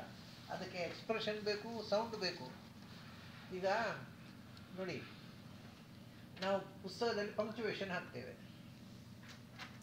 ಈ ನೀವು ನಾರ್ತ್ ಕೇಂದ್ರಕ್ಕೆ ಹೋದರೆ ಊಟ ಆಯಿತು ಅಂತ ಹೇಳ್ತಾರೆ. ಊಟ ಆಯಿತು, ಊಟ ಆಯಿತು ಅಂತಾರೆ. ಅದು ಎರಡು ಒಂದೇ ಅಲ್ಲ. ಪ್ರಶ್ನೆ ಏನು, ಉತ್ತರ ಏನು? ಊಟ ಆಯಿತು, ಫುಲ್ ಸ್ಟಾಪ್. ಊಟ ಆಯಿತು, ಪ್ರಶ್ನೆ. ಅದು ಊಟ ಆಯಿತು ಪ್ರಶ್ನೆ ಚಿಹ್ನೆ ಅಂತ ಹೇಳೋದು ಬೇಡ. ಪ್ರಿಸ್ಟಲ್ಲಿ ಪ್ರಿಂಟ್ ಮಾಡುವಾಗ ಊಟ ಆಯಿತು ಕ್ವೆಶ್ಚನ್ ಮಾರ್ಕ್. ಮಾತಾಡುವಾಗ ಕ್ವೆಶ್ಚನ್ ಮಾರ್ಕನ್ನು ಸೌಂಡ್ ಇರುತ್ತೆ. ಊಟ ಆಯಿತು, ಆಯಿತು, ಊಟ ಆಯಿತು ಅಂತ ಕೇಳುವಾಗಲೇ ಆಯ್ತಾ ಅಂತ ಗೊತ್ತಾಗೋಯ್ತು. ಊಟ ಆಯಿತು, ಫುಲ್ ಸ್ಟಾಪ್ ಆಯಿತು. ಸೊ ಪಂಕ್ಚುವೇಷನ್ ಏನಿದೆ ಅದೆಲ್ಲವನ್ನೂ ಸೌಂಡಲ್ಲಿ ಹೇಳೋದು ನಾವು. ಪಂಕ್ಚುವೇಷನ್ ಇರುತ್ತೆ, ವಾಕ್ಯ ಅರ್ಥವೇ ಆಗೋದಿಲ್ಲ. ಸೊ ಸೌಂಡಿನ meaning is more important than the words meaning. ಆದ್ದರಿಂದ ವೇದದಲ್ಲಿ ಸಾಮವೇದಕ್ಕೆ ಮಹತ್ವ ಕೊಟ್ಟರು. ಆ ನಾದದಿಂದ ಬರತಕ್ಕಂಥ ಅರ್ಥ ಬಹಳ ಅದ್ಭುತ. ಒಂದು ಶ್ಲೋಕ ಇದೆ ಸಂಸ್ಥೆಯಲ್ಲಿ, ಅಹೋ ಪೂರ್ಣಂ ಸರೋ ಎತ್ತರ ಲುಠಂತ ಸ್ನಾಂತಿ ಮಾನವಾಹ. ಅಪ್ಪ, ಈ ಕೆರೆ ಎಷ್ಟು ತುಂಬಿದೆ ಅಂದರೆ ಸ್ನಾನ ಮಾಡ್ಬೇಕಾದ್ರೆ ಹೊರಲಾಡಬೇಕು. ಅದು ನೀರು ಇಲ್ಲ ಅಂತ ಅರ್ಥ. ಅದನ್ನು ಶಬ್ದ ಸ್ನಾನ ಮಾಡ್ಬೇಕಾದ್ರೆ ಹೊರಲಾಡಬೇಕು ಅಂದರೆ ಮುಳುಗಲಿಕ್ಕೆ ನೀರೇ ಇಲ್ಲ. ಅದರಲ್ಲಿ ಏನು ತುಂಬಿದೆ ಆ ಕೆರೆ, ಸ್ನಾನ ಮಾಡ್ಬೇಕಾದ್ರೆ ಹೊರಲಾಡಬೇಕು ಇದರಲ್ಲಿ ಅಂತ. ಅಂದರೆ ಆ ಮಾತಿನ ಧ್ವನಿಯಲ್ಲೇ ಅದು ವಿರುದ್ಧ ಅರ್ಥ ಕೊಡುತ್ತೆ. ನಾವು ಹೇಳೋದು ಒಂದು, ಅದಕ್ಕೆ ಅರ್ಥ ಒಂದು. ಬಹಳ ಅದ್ಭುತ ಅದು. ಒಬ್ಬ ಕವಿ ಹೇಳ್ತಾನೆ, ಹೆಣ್ಮಕ್ಳು ಬೇಡ ಬೇಡ ಅಂತ ಹೇಳಿದ್ರೆ ಬೇಕು ಬೇಕು ಅಂತ. ಬೇಕು ಅಂತ ಅರ್ಥ ಮಾಡ್ತಾರೆ, ಬೇಡ ಅಂತ ಬಿಟ್ಬಿಟ್ಟು ಸಿಟ್ಟು ಬರುತ್ತೆ ಅವರಿಗೆ. ಅವ್ರಿಗೆ ಏನು ಬೇಡ ಹೇಳ್ತಾರೆ ಅದನ್ನು ತಂದುಕೊಡಿ ಅಂತ ಹೇಳ್ತಾರೆ. ಬೇಕು ಅಂತ ಅರ್ಥ ಅದು ಬಾಯ್ಬಿಟ್ಟು ಹೇಳೋಲ್ಲ ಅವರು ಅಂತ. ಅಂದರೆ ಇದರ ಭಾಷೆಯೇ ಬೇರೆ, ಅದರ ಧ್ವನಿಯಿಂದ ಬರ್ತಕ್ಕ ಅರ್ಥವೇ ಬೇರೆ. ಸೊ ಅದನ್ನು ಆದ್ದರಿಂದ ಎಲ್ಲ ಧ್ವನಿಗಳು ಭಗವಂತನನ್ನು ಹೇಳ್ತಾರೆ. ಹೀಗೆ ಒಂದು ಎಕ್ಸ್ಕ್ಲೂಸಿವ್ ಕಾಂಟ್ರಿಬ್ಯೂಷನ್ ಮಧ್ವಾಚಾರ್ಯರದ್ದು, ಎಲ್ಲ ಶಬ್ದಗಳು ಭಗವಂತನ ವಾಚಕ. ಅವರಿಗೆ ಎರಡನೇ ಎಕ್ಸ್ಕ್ಲೂಸಿವ್ ಕಾಂಟ್ರಿಬ್ಯೂಷನ್ ಅಂತಂದರೆ ಜೀವದ ಸ್ವಭಾವ. Every soul has got its own individual nature. ಪ್ರತಿಯೊಂದು ಜೀವಕ್ಕೆ ಒಂದು ಸ್ವತಂತ್ರವಾದ ಸ್ವಭಾವ ಇದೆ. ರಾಮಾನುಜಾಚಾರ್ಯ ಏನು ಹೇಳಿದರು, ಶಂಕರಾಚಾರ್ಯ ಹೇಳಿದರು, ಅವರಿಗೆ ಇಲ್ಲೇ ಇಲ್ಲ, ನೂರಾರು ಮಂದಿ ಜೀವರೇ ಇಲ್ಲ, ಅದರಿಂದ ಜೀವರಿಗೆ ಸ್ವಭಾವ ಹೇಳೋ ಪ್ರಶ್ನೆ ಇಲ್ಲ. ರಾಮಾನುಜಾಚಾರ್ಯರು ಜೀವರು ತುಂಬ ಮಂದಿ ಇದ್ದಾರೆ ಅಂತ ಹೇಳಿದರು. ಅವ್ರು ಹೇಳಿ ಆಲ್ರೆಡಿ ಈಕ್ವಲ್, ಸ್ವಭಾವ ಒಂದೇ, ಎರಡು ಬೇರೆ ಬೇರೆ ಭಿನ್ನ ಭಿನ್ನ ಸ್ವಭಾವ, ಭಿನ್ನ ಭಿನ್ನ ವ್ಯಕ್ತಿತ್ವ ಇಲ್ಲ. ಮಧ್ವಾಚಾರ್ಯ ಹೇಳಿದ್ರು ಪ್ರತಿಯೊಂದು ವ್ಯಕ್ತಿಗೆ everybody has got his own ecceity, ತದ್ವ್ಯಕ್ತಿತ್ವ. ಪ್ರತಿಯೊಬ್ಬರಿಗೆ ಅವನದ್ದೇ ಆದ ವ್ಯಕ್ತಿತ್ವ ಇದೆ. ನಾನು ನಿಮ್ಮಂತಲ್ಲ, ನೀವು ನನ್ನಂತಲ್ಲ. ನಾವು ಒಂದೇ ಕಾಲೇಜಿನಲ್ಲಿ ಓದಿರ್ಬೋದು, ಒಂದೇ ಕ್ಲಾಸ್ನಲ್ಲಿ ಓದಿರ್ಬೋದು, ಇಬ್ಬರಿಗೂ ಕೂಡ ಫಸ್ಟ್ ಕ್ಲಾಸ್ ಪಾಸ್ ಆಗಿರ್ಬೋದು. ಆದರೆ ನೀವು ಬರೆದದ್ದು ಬೇರೆ, ನಾನು ಬರೆದದ್ದು ಬೇರೆ, ನಿಮ್ಮ ಅನಿಸಿಕೆ ಬೇರೆ. ಯಾವನೇ ಒಬ್ಬ ಮನುಷ್ಯ, ಎರಡು ವ್ಯಕ್ತಿಗಳು ಒಂದೇ ರೀತಿ ಯೋಚಿಸುವುದು, ಒಂದೇ ರೀತಿಯ ಮೆಂಟ್ಯಾಲಿಟಿ ಇರೋದಿಲ್ಲ. ಅದರಿಂದ ಜೀವರುಗಳಲ್ಲಿ ಅವರದ್ದೇ ಆದ ತದ್ವ್ಯಕ್ತಿತ್ವ ಅಂತಾರೆ, ಹೆಚ್ಸಿಟಿ ಅಂತಾರೆ ಇಂಗ್ಲೀಷ್ನಲ್ಲಿ, ಸ್ವಭಾವ, ನೇಚರ್. ಪ್ರತಿಯೊಬ್ಬರಿಗೆ ಭಿನ್ನ ಭಿನ್ನವಾದ ನೇಚರ್ ಇದೆ, ಒಬ್ಬರಂತೆ ಒಬ್ಬರಿಲ್ಲ. ಹಾಗಾಗಿ ಎಲ್ಲರೂ ಒಂದೇ ಥರ ಆಗೋದು ಮೋಕ್ಷ ಅಲ್ಲ. ಮತ್ತು ನನ್ನ ವ್ಯಕ್ತಿತ್ವದ ಪೂರ್ಣ ವಿಕಾಸ ನನ್ನ ಮೋಕ್ಷ, ನಿಮ್ಮ ವ್ಯಕ್ತಿತ್ವದ ಪೂರ್ಣ ವಿಕಾಸ ನಿಮ್ಮ ಮೋಕ್ಷ. ಪ್ರತಿಯೊಬ್ಬ ವ್ಯಕ್ತಿ ತನ್ನ ವ್ಯಕ್ತಿತ್ವದ ಪೂರ್ಣ ವಿಕಾಸ ಪಡೆಯೋದು ಮೋಕ್ಷ ಹೊರತು ಎಲ್ಲರೂ ಒಂದೇ ಆಗೋದು ಅಲ್ಲ, ಒಂದೇ ಥರ ಆಗೋದು ಅಲ್ಲ. So this is Madhva stand point. ಇದು ಬಹಳ ಮುಖ್ಯವಾದದ್ದು. ಆಮೇಲೆ ಅವರು ಬಹಳ ಮುಖ್ಯವಾದ ಇನ್ನೊಂದು ವಿಷಯ ಹೇಳಿದ್ದೇನೆಂದರೆ, ಆಚಾರ್ಯರು ಗಂಡು ಹೆಣ್ಣು, ಶಂಕರಾಚಾರ್ಯರ ಕಾಲದಲ್ಲಿ ಶಂಕರಾಚಾರ್ಯ ಎಲ್ಲ ಒಂದೇ ಅಂತ ಹೇಳಿದರು. ಆದರೆ ಆಶ್ಚರ್ಯ ನೋಡಿ, ಮೋಕ್ಷಕ್ಕೆ ಹೋಗಬೇಕಾದರೆ ಹೆಂಗಸರು ಕೂಡ ಗಂಡಸರಾಗಿ ಹುಟ್ಟಿ ಆಮೇಲೆ ಸನ್ಯಾಸ ತಗೊಂಡು ಆಮೇಲೆ ಹೋಗಬೇಕು. ಎಷ್ಟು ಗಂಡ ಅಂತಾರೆ ನೋಡಿ, ಎಲ್ಲ ಒಂದೇ. ಆದರೆ ಮೋಕ್ಷಕ್ಕೆ ಹೋಗ್ಬೇಕಾದ್ರೆ ನೀವು ಗಂಡಸರಾಗಬೇಕು. ಗಂಡಸರಾಗಿ ಹುಟ್ಟಿ ಗಂಡಸರ ಸಾರ್ದು ಸನ್ಯಾಸ ಯೋಗಾದ್ಯತೆ ಶುದ್ಧ ಸನ್ಯಾಸ ತಗೋಬೇಕು. ಆಮೇಲೆ ರಾಮಾನುಜಾಚಾರ್ಯರು ಕೂಡ ಸುಮಾರಾಗಿ ಹಾಗೆ ಅಂತ ಅವರು ಏನು ವಿಶೇಷ ಏನು ಹೇಳಲಿಲ್ಲ. ಮಧ್ವಾಚಾರ್ಯ ಹೇಳಿದರು, ಗಂಡಸರು ಹೆಂಗಸರು ಯಾಕಾಗಬೇಕು, ಹೆಂಗಸರು ಗಂಡಸರು ಯಾಕಾಗಬೇಕು, ಅವರವರಿಗೆ ಅವರವರ ಸಾಧನೆ ಇದೆ, ಅವರು ಮೋಕ್ಷಕ್ಕೆ ಹೋಗ್ಬೋದು. ಹೆಂಗಸರು ಮೋಕ್ಷಕ್ಕೆ ಹೋಗ್ಬೋದು, ಗಂಡಸರು ಮೋಕ್ಷಕ್ಕೆ ಹೋಗ್ಬೋದು. ಅದಕ್ಕೆ ಗಂಡಸರು ಹೆಂಗಸರಾಗೋದು ಬೇಡ, ಹೆಂಗಸರು ಗಂಡಸರಾಗೋದು ಬೇಡ ಅಂತ. ಎಲ್ಲರಿಗೂ ಮೋಕ್ಷ ಇದೆ. ಮತ್ತು ಬರೇ ಗಂಡಸರಾಗಿ ಬ್ರಾಹ್ಮಣರಾಗಿ ಸನ್ಯಾಸಿ ಎಲ್ಲ ಜಾತಿಗಳಿಗೆ, ಎಲ್ಲ ಜಾತಿಗಳಿಗೂ ಮೋಕ್ಷ ಇದೆ, ಎಲ್ಲ ಲಿಂಗಗಳಿಗೂ ಮೋಕ್ಷ ಇದೆ. ಅಲ್ಲ ಲಿಂಗ ಅಂತ ಒಂದು ಇಲ್ಲ ಅಲ್ವಾ ಅಂತ ಒಂದು ಸಂದೇಹ ಬಂತು. ಆತ್ಮನೇ ಹೆಣ್ಣು ಗಂಡು ಅಂತ ಉಂಟ, ಆತ್ಮಕ್ಕೆ, ಶರೀರಕ್ಕಲ್ವ ಹೆಣ್ಣು ಗಂಡು ಇರೋದು ಅಂತ. ಆಚಾರ್ಯಗಳು ಆತ್ಮಕ್ಕೆ ಇಲ್ಲದೆ ಶರೀರಕ್ಕೆ ಹೇಗೆ ಬಂತು ಅಂತ ಒಂದು ಪ್ರಶ್ನೆ ಅವರು. ಇವಾಗ ಕಲ್ಲಿನಲ್ಲಿ ಹೆಣ್ಣು ಗಂಡು ಉಂಟಾ? ಇಲ್ಲ. ಶರೀರ ಅಂದೇನು? ಮಣ್ಣು ನೀರು ಬೆಂಕಿ. ಮಣ್ಣಿನಲ್ಲಿ ಹೆಣ್ಣು ಮಣ್ಣು ಗಂಡು ಮಣ್ಣು ಉಂಟಾ? ನೀರಿನಲ್ಲಿ ಹೆಣ್ಣು ನೀರು ಗಂಡು ನೀರು ಉಂಟಾ? ಬೆಂಕಿಯಲ್ಲಿ ಹೆಣ್ಣು ಬೆಂಕಿ ಗಂಡು ಬೆಂಕಿ ಉಂಟಾ? ಇಲ್ಲ. ಹಾಗಾದರೆ ಶರೀರದಲ್ಲಿ ಲಿಂಗ ಇರುವುದು ಸಾಧ್ಯ ಇಲ್ಲ. ಮತ್ತು ಆತ್ಮದಲ್ಲಿ ಏನು ಲಿಂಗ ಇದೆಯೋ ಅದು ಶರೀರದಲ್ಲಿ ರಿಫ್ಲೆಕ್ಟ್ ಆಗೋದು ಅಷ್ಟೇ. ಸ್ವತಂತ್ರವಾಗಿ ಶರೀರದಕ್ಕೆ ದೇಹ ಇರುವುದು, ಲಿಂಗ ಇರುವುದು ಸಾಧ್ಯ ಇಲ್ಲ. ಆದ್ದರಿಂದ ಹೆಣ್ಣು ಗಂಡು ಅನ್ನೋದು ಜೀವದ ಸಹಜ ಸ್ವಭಾವ ಅಂತ ಹೇಳಿದರು. ಇದನ್ನು ಆಚಾರ ತನಕ ಯಾರೂ ಹೇಳಲಿಲ್ಲ. ಅತ್ಯಂತ ಅಪೂರ್ವ ಸಂಗತಿಗಳಿವೆಲ್ಲ. ಇಂಥ ಅನೇಕ ಅಪೂರ್ವ ವಿಷಯಗಳನ್ನು ಆಚಾರ್ಯರು ಕೊಟ್ಟಿದ್ದಾರೆ. ಅಷ್ಟೇ ಅಲ್ಲ, ಒಂದು ವಿಷಯ ಏನು ಅಂದರೆ ಬಹಳ ಅದ್ಭುತ. ಆಚಾರ ಕಾಲದಲ್ಲಿ ಈ ವಿಷಯದಲ್ಲಿ ಯಾರು ಯೋಚನೆ ಮಾಡಿದ್ದೇ ಇಲ್ಲ. ಆ್ಯಟಮ್ ಅನ್ನುವಂಥದ್ದು ಅದು ಇಟ್ ಕೆನಾಟ್ ಬಿ ಸ್ಪ್ಲಿಟ್ ಅಂತಕ್ಕಂಥದ್ದು ಎಲ್ಲ ಶಾಸ್ತ್ರಗಳಲ್ಲಿದ್ದ ವಿಷಯ. ಅವಿಭಾಗ ಪರಾಣುತ ಅಂತ ಭಾಗವತಲ್ಲಿ ಹೇಳಿದರು. ಪರಮಾಣು ಕೆನಾಟ್ ಬಿ ಸ್ಪ್ಲಿಟ್ ಅಂತ. ಆಚಾರ್ಯ ಹೇಳ್ತಾರೆ ಪರಮಾಣು ಆಲ್ಸೋ ಕ್ಯಾನ್ ಬಿ ಸ್ಪ್ಲಿಟ್.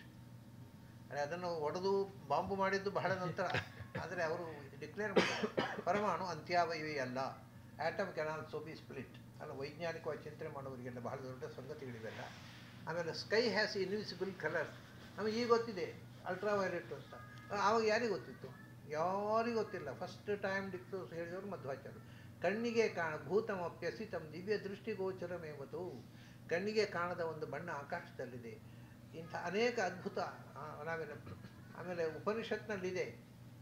ಆದರೆ ನಾವು ಈಗ ಮಕ್ಕಳಿಗೆ ಹೇಳಿಕೊಡ್ತೇವೆ ಪ್ಲಾಂಟ್ಸ್ ಹ್ಯಾವ್ ಲೈಫ್ ಅಂತಕ್ಕಂಥದ್ದು ಜೆ ಸಿ ಬೋಸ್ ಹೇಳಿದ್ದು. ನಮ್ಗೆ ಗೊತ್ತಿರೋದು ಜೆ ಸಿ ಬೋಸ್, ಜಗದೀಶ್ ಚಂದ್ರ ಬೋಸ್ ಹೇಳಿದ್ದು. ಜಗದೀಶ್ ಚಂದ್ರ ಬೋಸ್ ಹೇಳೋದು ಮುಂಚೆ ಆಚಾರ್ಯ ಹೇಳಿದ್ದಾರೆ, ಗೀತಾತ್ ಪುಷ್ಪಫಲಾವಾಪ್ತಿ, ನೀನು ಒಂದು ಮರದ ಬುಡದಲ್ಲಿ ಕೂತು ಚೆನ್ನಾಗಿ ಹಾಡಿದರೆ ಅದು ಅದನ್ನು ಕೇಳಿ ಸಂತೋಷ ಪಡುತ್ತೆ, ಚಿಗುರುತ್ತೆ, ಹೂ ಬಿಡುತ್ತೆ. ಸೊ ನಮ್ಮ ಸ್ಪಂದನ ಇದೆ, ನಮ್ಮ ಭಾವನೆಗಳ ಸ್ಪಂದನ ಮರಗಳಲ್ಲಿದೆ, ಮರಗಳಿಗೆ ಜೀವ ಇದೆ ಅಂತ ಆಚಾರ್ಯ ಮಧ್ವರು 13ನೇ ಶತಮಾನ ಹೇಳಿದರು. ಅದಕ್ಕಿಂತ ಮುಂಚೆ ಯೋನಿವನ್ಯೇ ಪ್ರಪದ್ಯಂತೆ ಶರೀರತ್ವಾಯ ದೇಹಿನಃ ಸ್ಥಾನವನ್ಯೇ ಪ್ರಪದ್ಯಂತೆ ಯಥಾಕರ್ಮ ಯಥಾಶ್ರುತಂ. ಇದು ಕಠೋಪನಿಷತ್ತು. ಅವರವರ ಕರ್ಮಕ್ಕೆ ತಕ್ಕಂತೆ ಕೆಲವರು ತಾಯಿಯ ಹೊಟ್ಟೆಯನ್ನು ಸೇರ್ತಾರೆ, ಕೆಲವರು ಮರದ ಕೊರಡನ್ನು ಸೇರಿ ಚಿಗುರಿ ಬಿಡ್ತಾರೆ ಅಂತ. ಜೀವಕ್ಕೆ ಸ್ಥಾನ, ಮರದಲ್ಲಿ ಜೀವ ಇದೆ ಅಂತ ಅವರು, ಇದು ಕಠೋಪನಿಷತ್ನಲ್ಲಿ. ಹೀಗೆ ಅಪೂರ್ವವಾದಂಥ ಅನೇಕ ವಿಷಯಗಳನ್ನು ವೇದಕಾಲದಲ್ಲಿ ಇದ್ದದ್ದು ಮರೆತದ್ದನ್ನು ಆಚಾರ್ಯ ನೆನಪಿಸಿದರು. ತುಂಬ ವಿಷಯಗಳನ್ನು ಇಂಥದ್ದು ತುಂಬ ತುಂಬ ರೆವಲ್ಯೂಷನರಿ ಆಚಾರ್ಯರು, ಬಹಳ ಜನಕ್ಕೆ ಗೊತ್ತಿಲ್ಲ. ಮಾಧ್ವರಿಗೆ ಮಡಿ ಜಾಸ್ತಿ, ಮಾಧ್ವರಿಗೆ ಜಾತಿ ಪದ್ಧತಿ ಎಲ್ಲ ಭಾರಿ ಭರ ಅಂತ ಹೇಳ್ತಾರೆ. ನಿಜವಾಗಿ ಜಾತಿ ಪದ್ಧತಿ ಇಲ್ಲ ಅಂತ ಹೇಳಿದವರು ಮಧ್ವಾಚಾರ್ಯ. ಮಾಧ್ವರು ಏನು ಬೇಕಾದ್ರೆ ಮಾಡ್ಕೊಳ್ಳಿ, ಅದು ನಮ್ಗೆ ಸಂಬಂಧ ಇಲ್ಲ. ಮಧ್ವಾಚಾರ್ಯ ಹೇಳ್ತಾರೆ, ಯೋನಿ ಭೇದಕೃತೋ ಭೇದ ಜ್ಞೇಯ ಔಪಾಧಿಕ ಸ್ವಯಂ ಸ್ವಾಭಾವಿಕೋ ಬ್ರಾಹ್ಮಣಾದಿ ಶಮಾಧ್ಯೈರೇವೋ ಭಿದ್ಯತೆ ಅಂತ. ಯಾರೂ ಹೇಳಲಿಲ್ಲ. ಶಂಕರಾಚಾರ್ಯರು ಅವರು ಎಲ್ಲ ಬ್ರಹ್ಮಸ್ವರೂಪ, ಆದರೆ ಭಗವಂತನ ಹತ್ರ ಹೋಗ್ಬೇಕಾದ್ರೆ ಬ್ರಾಹ್ಮಣ ಆಗಬೇಕು, ಆಮೇಲೆ ಸನ್ಯಾಸ ತಗೋಬೇಕು. ಆಮೇಲೆ ರಾಮಾನುಜಾಚಾರ್ಯರು ಹೇಳಿದರು, ಅವ್ರ ಜೀವನ ಚರಿತ್ರೆಯಲ್ಲಿ ಎಲ್ಲರಿಗೂ ಕೂಡ ದೇವರ ಜ್ಞಾನ ಬರಲಿ ಅಂತ ನಾರಾಯಣಾಷ್ಟಾಕ್ಷರವನ್ನು ಓಪನ್ ಆಗಿ ಹೇಳಿದರು ಅಂತುಂಟು. ಅವ್ರ ಗ್ರಂಥದಲ್ಲಿ ಬರೀತಾರೆ, ಶೂದ್ರರು ಹೇಳಬಾರದು ಅಂತ, ಯಾವುದೇ ಮಂತ್ರ ಹೇಳಬಾರದು ಅಂತ. ಅದು ಮಧ್ವಾಚಾರ್ಯ ಹೇಳ್ತಾರೆ, ನಮಗೆ ಶೂದ್ರರು ಬ್ರಾಹ್ಮಣರು ಅನ್ನುವಂಥ ಕ್ಲಾಸಿಫಿಕೇಶನ್ನು ಶಾಸ್ತ್ರದಲ್ಲಿ ಇಲ್ಲ. ಅಂದರೆ ಜಾತಿ ಕ್ಲಾಸಿಫಿಕೇಶನ್ ನಾವು ಹೇಳ್ತೇವೆ ಅಂದರೆ ಇದು ಇಟ್ಸ್ ಅನದರ್ ಬ್ಲೆಂಡರ್. ಅದು ಇಂಗ್ಲೀಷ್ನಿಂದ ಹುಟ್ಟಿದ್ದು. ಯಾಕೆಂದರೆ ಇಂಗ್ಲೀಷ್ನಲ್ಲಿ ಜಾತಿಗೂ ಕ್ಯಾಸ್ಟ್ ಅನ್ನೋದು, ವರ್ಣಕ್ಕೂ ಕ್ಯಾಸ್ಟ್ ಅನ್ನೋದು. ಸೊ ಕ್ಯಾಸ್ಟ್ ಸಿಸ್ಟಮ್ ಅಂದರೆ ಯಾವುದೊಂದು ಗೊತ್ತಿಲ್ಲದೆ ಇಂಗ್ಲೀಷ್ ಓದೋರು ಮಾಡಿದ ಗೊಂದಲ ಇದು. ಅದು ಜಾತಿ ಪದ್ಧತಿ ಅಲ್ಲ. ಅಲ್ಲಿ ಹೇಳಿರುವಂಥದ್ದು ವರ್ಣ ಸಿಸ್ಟಮ್. ವರ್ಣ ಸಿಸ್ಟಮ್ ಇದೆ, ಜಾತಿ ಸಿಸ್ಟಮನ್ನು ನಾವು ಒಪ್ಪಲ್ಲ ಅಂದ್ರೆ ಆಚಾರ. ಅದು ಸೋಷಿಯಲ್. ವರ್ಣ ಸಿಸ್ಟಮ್ ಅಂದರೆ it's A classification of human nature. ಯಾರ್ಯಾರ ಸ್ವಭಾವ, 4 ಥರದ ಸ್ವಭಾವದ ಜನರು ಇರ್ತಾರೆ ಅಂತ. ದಟ್ ಈಸ್ ಎಲ್ಲ ಕಡೆ ಇದ್ದಾರೆ. ನಾನು ಮೊನ್ನೆ ಹೇಳಿದೆ, ಬರ್ಕ್ಲಿ ಯೂನಿವರ್ಸಿಟಿಯಲ್ಲಿ ಅಲ್ಲಿ ಒಂದು ಉಪನ್ಯಾಸಕರು ನನ್ನನ್ನು, ಸಂಸ್ಕೃತ ವ್ಯಂಗಿನವರು. ನಾನು ಹೇಳಿದೆ, ಅಲ್ಲಿ head of department Goldman is also A ಬ್ರಾಹ್ಮಣ್, Einstein is also A ಬ್ರಾಹ್ಮಣ್ ಅಂತ ಹೇಳಿದ್ದಾರೆ. ಯಾಕೆಂದರೆ ಜ್ಞಾನ ಕಾರ್ಯ ಯಾರು ಮಾಡ್ತಾರೆ ಅವರು ಬ್ರಾಹ್ಮಣರು ಶಾಸ್ತ್ರದಲ್ಲಿ ಇಡೋದು. ತಂದೆ ತಾಯಿ ಯಾವ ಜಾತಿಯೂ ಆಗಬಹುದು, ಅವನು ಯಾವ ಜಾತಿ ಅನ್ನೋದು ಮುಖ್ಯ. ಅಂದರೆ ಜಾತಿಯಿಂದ ವರ್ಣ ಅಂದರೆ ಬಣ್ಣ ಅಂದರೆ ಮನಸ್ಸಿನ ಬಣ್ಣ. ಅವನ ಬಣ್ಣ ಬಯಲಾಯಿತು ಅಂತ ಹೇಳೋಲ್ವ ನಾವು. ಅವನಿಗೆ ಒಳ್ಳೆ ಮನುಷ್ಯ ತಿಳ್ಕೊಂಡಿದ್ದೇವೆ, ಬಣ್ಣ ಬಯಲಾಯಿತು. ಯಾವ ಬಣ್ಣ ಬಯಲಾಗೋದು? ಅವನ ಅಂಗಿ ಬಣ್ಣ, ಕೋಟಿನ ಬಣ್ಣ, ನೇಚರ್ ಗೊತ್ತಾಯಿತು ಅಂತ. ಅದರಿಂದ ವರ್ಣ ಅಂದರೆ ಮನುಷ್ಯನ ವ್ಯಕ್ತಿತ್ವದ ಸ್ವಭಾವದ psychoanalysis of human race. Beautiful, ಅದ್ಭುತವಾದ ವಿಜ್ಞಾನ ಅದು. ಅದನ್ನು ಅರ್ಥ ಮಾಡಿಕೊಳ್ಳೋದು ಬಾಯಿ ಬಂದಾಗ ಒಯ್ದಾಗಬೇಕು. ಅದನ್ನು ಮಧ್ವಾಚಾರ್ಯ ಮೊದಲು ಹೇಳಿದ್ರು, ನಮಗೆ ಬೇಕಾಗಿರೋದು psychoanalysis of human race. ಯಾರ ಮಗ ಅನ್ನೋದಲ್ಲ, ಯಾರ ಮಗ ಯಾರು. ಬ್ರಾಹ್ಮಣದ ಮಗ, ಮಧ್ವಾಚಾರ್ಯ ಹೇಳಿದ್ರು, ಬ್ರಾಹ್ಮಣದ ಮಗ ಶೂದ್ರ ಇರ್ಬೋದು, ಶೂದ್ರನ ಮಗ ಬ್ರಾಹ್ಮಣ ಇರ್ಬೋದು. ಯಾಕೆಂದರೆ ಅವನ ನೇಚರ್ ಮೇಲೆ ಒಬ್ಬ ಶೂದ್ರನ ಮಗ, ಅವನಿಗೆ ವೇದದಲ್ಲಿ, ಶಾಸ್ತ್ರದಲ್ಲಿ, ದೇವರಲ್ಲಿ ಆಸಕ್ತಿ, ಅದರಲ್ಲಿ ರಿಸರ್ಚ್ ಮಾಡಿದರೆ ಈಸ್ ಎ ಬ್ರಾಹ್ಮಣ್. ಒಬ್ಬ ಬ್ರಾಹ್ಮಣನ ಮಗ 24 ಗಂಟೆ ಕ್ಲಬ್ಬಿನಲ್ಲಿ ಬಾರ್ನಲ್ಲಿ ಇರೋದಾದರೆ ಈಸ್ ಎ ಶೂದ್ರ. ಅದು ತಾಯಿ ತಂದೆ ಯಾವ ಜಾತಿ ಆದರೆ ಅವನು ಯಾವ ಜಾತಿ ಅನ್ನೋದು ಮುಖ್ಯ ಅಂತ. ಹೀಗೆ ಇಂಥ ಎಲ್ಲ ಕಾಲಕ್ಕೂ ಅನ್ವಯವಾಗುವಂಥ ಅದ್ಭುತವಾದ ರಿವಿಲೇಷನ್ ಕೇಮ್ ಫ್ರಮ್ ಮಧ್ವ. ಅವರ ಬಾಯಿಂದ ಬಂದದ್ದೇ. ಅದು ಅಲ್ಲಿ ತನಕ ಯಾರೂ ಹೇಳಿಲ್ಲ. ಆಶ್ಚರ್ಯ ಏನು ಅಂದರೆ ಮಾಧ್ವೇತರರು ತಿಳ್ಕೊಳ್ಳಿಲ್ಲ, ಅದು ಅವ್ರ ತಪ್ಪಲ್ಲ. ಮಾಧ್ವರು ತಿಳ್ಕೊಳ್ಳದೇ ಇದ್ರೆ ತಪ್ಪಲ್ವಾ? ನಾವು ಮಾಧ್ವರಾಗಿಯೂ ತಿಳ್ಕೊಳ್ಳಿಲ್ಲ. ಮಧ್ವಾಚಾರ್ಯ ಏನು ಬರೀ ಮಧ್ವಾಚಾರ್ಯ ಅಂತ ಹೇಳ್ಕೊಂಡು ಕೆನ್ನೆ ತಟ್ಕೊಳ್ಳೋದು. ಉಡುಪಿಯಲ್ಲಿ ಒಂದು ದೇವಸ್ಥಾನದಲ್ಲಿ ಒಂದು ನವರಾತ್ರಿಯಲ್ಲಿ ಮಧ್ವಾಚಾರ್ಯ ಬಗ್ಗೆ ಅಲ್ಲ, ಮಧು ಸಿದ್ಧಾಂತ ಬಗ್ಗೆ ಮಾತಾಡಿ ಅಂದರು. ಅಲ್ಲಿ ಅರ್ಚಕರು ಏನು ಹೇಳ್ತಾರೆ ಗೊತ್ತಾ? ಇದನ್ನು ಗೊತ್ತೇ ಇರಲಿಲ್ಲ ಆಚಾರ್ಯ, ನಮಗೆ 12 ನಾಮ ಹಾಕಿದರೆ ಮಾಧ್ವ ಅಂತ ತಿಳ್ಕೊಂಡಿದ್ದೇವೆ ಅಂತ ಹೇಳ್ತಾರೆ. ಇಷ್ಟು ಅಜ್ಞಾನ ಇದೆ. ಇನ್ನೊಂದು ವಿಷಯ ಏನು ಅಂದರೆ, ಇವತ್ತು ನಾವು ಮುದ್ರಾಧಾರಣೆ ಮಾಡಿಕೊಂಡೆವು. 12 ನಾಮ ಮಾಧ್ವರ ಚಿಹ್ನೆ ಅಲ್ಲ, ಅದು ಹೇಗೇನು ಅಂದರ್ ಮಿಸ್ಟೇಕ್. 12 ನಾಮ ವೈಷ್ಣವರ ಚಿಹ್ನೆಯೂ ಅಲ್ಲ. ಅದು ಸ್ಮಾರ್ಟ್ ಅಡ್ಡ ಹಾಕೋದು, ನಾವು ಉದ್ದ ಹಾಕೋದು.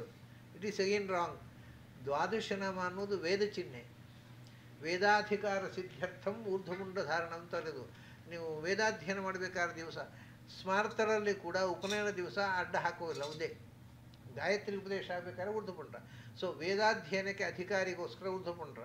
ವೈಷ್ಣವತ್ವ ದೀಕ್ಷೆಗೋಸ್ಕರ ನಾವು ಇವತ್ತು ಹಾಕ್ಕೊಂಡು ಶಂಖಚಕ್ರ ಮಾತ್ರ ವೈಷ್ಣವ ಚಿಹ್ನೆ. ಇದು ವೈಷ್ಣವ ಚಿಹ್ನೆ ಅಲ್ಲ, ಇದು ವೇದಾಧಿಕಾರ ಸಿದ್ಧಿಗೋಸ್ಕರ ಹಾಕ್ಕೊಳ್ಳುವ ಚಿಹ್ನೆ. ಇದನ್ನು ಎಲ್ಲರೂ ಹಾಕ್ಕೋಬೇಕು. ಅದೇ ಹೇಳಿದ್ನಲ್ಲ, ಶಂಕರಾಚಾರ್ಯರು ಕೂಡ ತ್ರಿಪುಂಡ ಹಾಕ್ಕೊಳ್ತಿರ್ಲಿಲ್ಲ, ರಾಮಾನುಜಾಚಾರ್ಯರು ಊರ್ಧ್ವಪುಂಡ ಹಾಕ್ಕೊಳ್ತಿದ್ರು, ರಾಮಾನುಜಾಚಾರ್ಯರು ಮುದ್ರಾಧಾರಣ ಒಪ್ಕೊಂಡಿದ್ರು.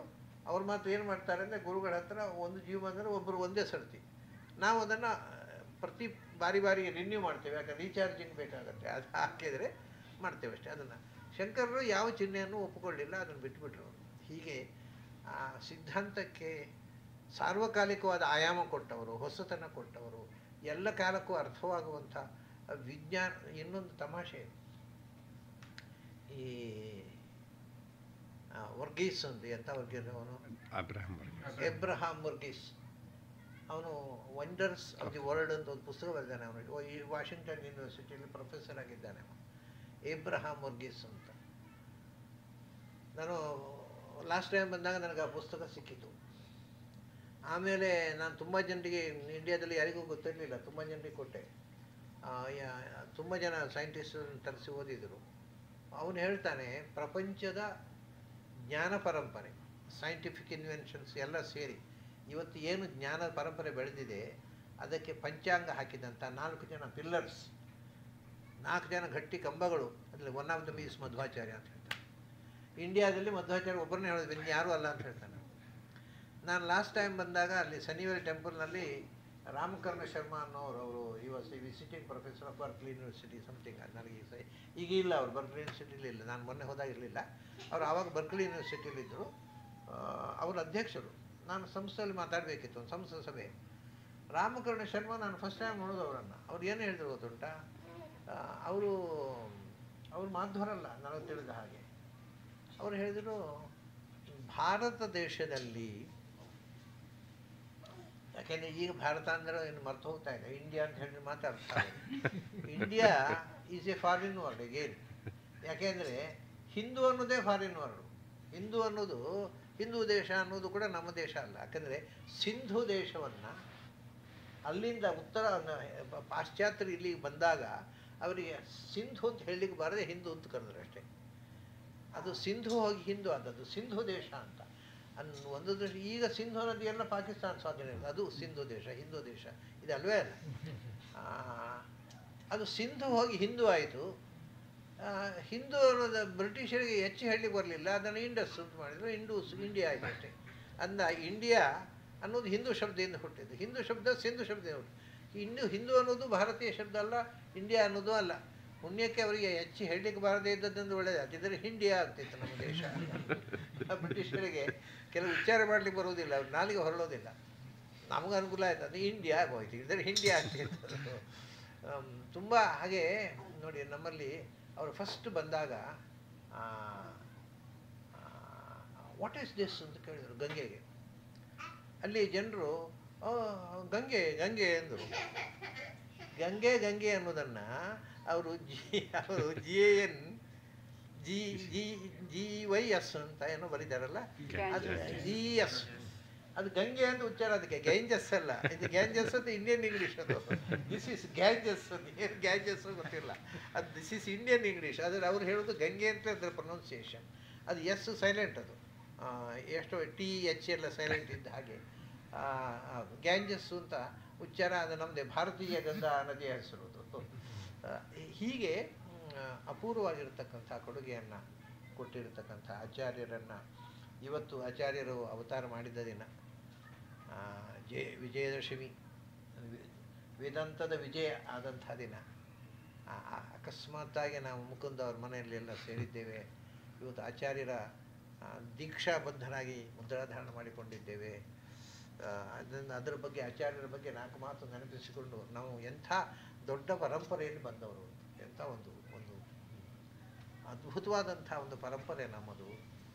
ಅದನ್ನು ಮರೆತು ನಾವು ಸುಮ್ಮನೆ, ನನಗೆ ನೆನಪಿದೆ ಎಲ್ಲಿ ತನಕ ಅಂದರೆ, ಇಲ್ಲಿ ಎಲ್ಲ ಹಿಂದೆ ನಾನು ಫಸ್ಟ್ ಟೈಮ್ ಬಂದಾಗ people are hesitating to say that I am a Madhva. Madhva ಅಂತ ಹೇಳಬಾರ್ದಪ್ಪ, ಇಲ್ಲ ಡಿಸ್ಕ್ರಿಮಿನೇಷನ್ ಹೇಳಬಾರ್ದು. ಯಾರು ಮಾಧ್ವ ಅಂತ ಹೇಳ್ಕೊಳ್ತಿಲ್ಲ. ಈಗೊಂದು ಸ್ವಲ್ಪ ಸಂಘಟನೆ ಆಗಿದೆ ಇಲ್ಲಿ. ಅದೇ ತಮಾಷೆ ಅಂದರೆ, ಒಂದು ಸರ್ತಿ ನಾನು ರಾಯಚೂರಿಗೆ ಹೋಗಿದ್ದೆ.